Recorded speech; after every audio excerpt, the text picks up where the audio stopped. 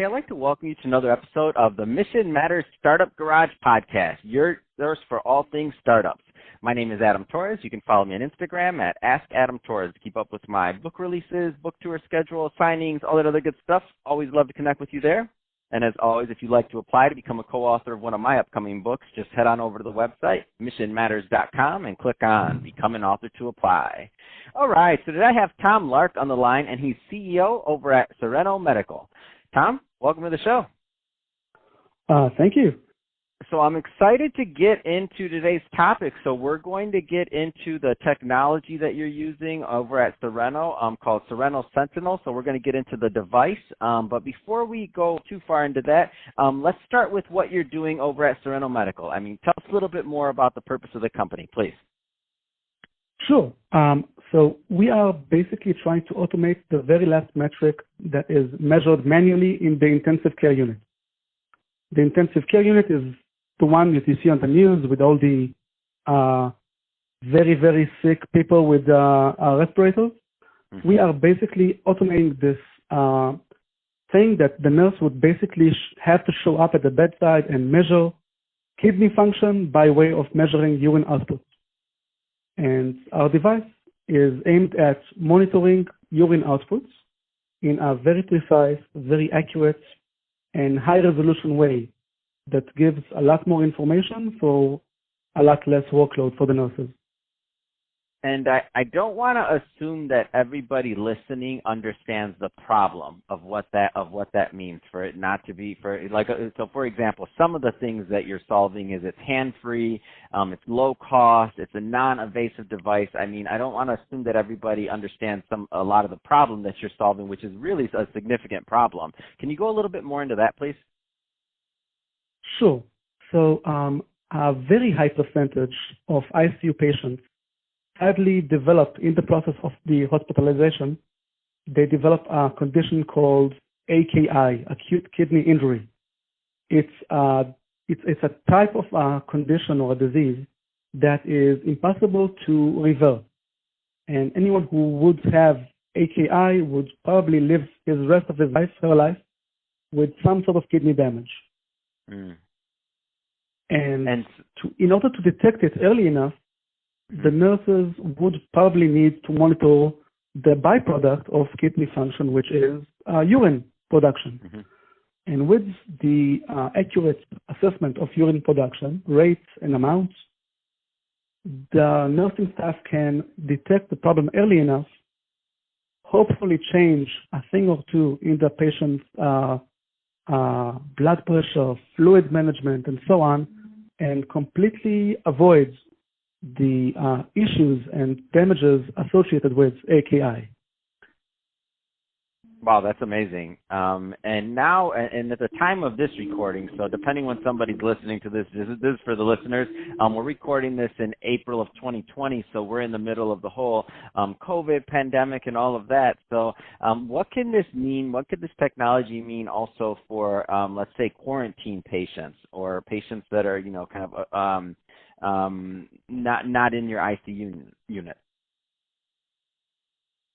Patients who are in the ICU unit require urine output monitoring as a standard procedure everywhere, anywhere in the world, at all times. Patients who contract COVID-19 are at a much higher risk of showing up at the ICU. And to date, there are, many, many hundreds of thousands of patients in the world. 5% up to 10% of these patients reach the ICU, or actually the diagnosed cases reach the ICU. The ICUs today are at capacity, some are way beyond capacity, and anything that saves the workload from the nursing staff is in very high demand. And obviously, anything that prevents the nursing staff and save them both time and also contact with the patients is in high demand. So we are able to both reduce the exposure of the staff because it's a zero workload, zero contact device, and also give 100-fold more information about the patient's kidney function without having anyone near the patient unless it's obviously necessary.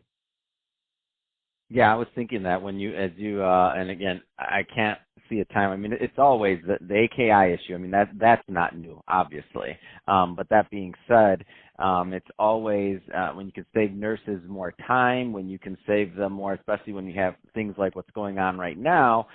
It just becomes obvious. Like to me, this is almost like the low-hanging fruit. Like this is the one that's just kind of like obvious. Like hospitals, ICU units, they need it, right? So you don't. I mean, it just makes perfect sense.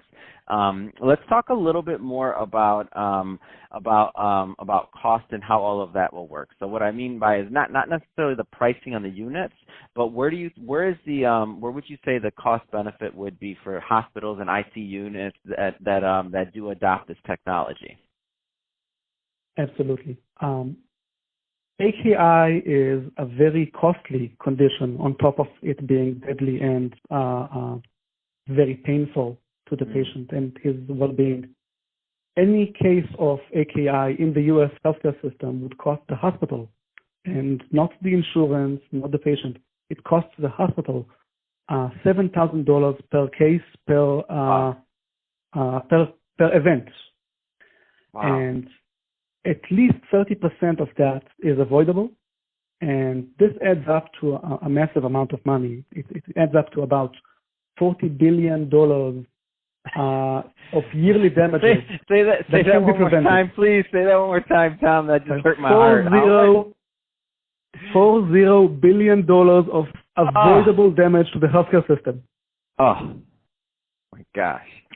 And that's the avoidable amount. That's only taking into consideration the events that take place in the hospital and are completely avoidable by automated monitoring and acting on the information in time. And the economics are fairly simple. In the level of a single hospital with 20 beds, ICU, the hospital would save about $1 million a year by using an automated system. Wow. Well, I mean, it makes perfect sense, and I'm still a little quiet over here and shocked at this $40 billion with a B dollar number. No, I get it completely. So Tom, that being said, if somebody's listening to this and they want more information on Serenno Medical, I mean, what's the best way for them to follow up? What's the best way for them to learn more about the Sentinel device? Well, we are, I think it's obvious, a teeny tiny startup based in Israel.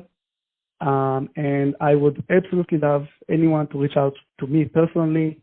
You can find me online, Tomer Lark, or you can find our website, Serenno Medical, that is SERENNO Medical, and reach out to me. I would absolutely respond to everyone who will email me and find me online. Fantastic. Well, Tom, been great having you on the show today. Really appreciate you coming on and telling us more about the great work you're doing over at Serenno Medical to really help patients, to help hospitals. I mean, to save, huge cost savings, all kinds of things. So a lot of wins in the scenario that you're proposing, and of course the patients. I mean, who don't have to go through, the preventable. That number you gave is pretty large. So 30% that may be preventable.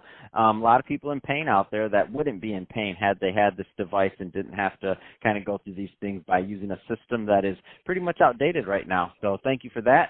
And to the audience, as always, thank you for tuning in. Hope you got a lot of value out of this. If you did, don't forget to subscribe to the podcast. Leave me a review on the Apple iTunes Store. If you're listening to this on our YouTube channel, Mission Matters Startup Garage, definitely give us a subscribe there, but also leave us some comments on the video. I mean, love to know what kind of projects and businesses you're working on. And Tom, thanks again for coming on the show.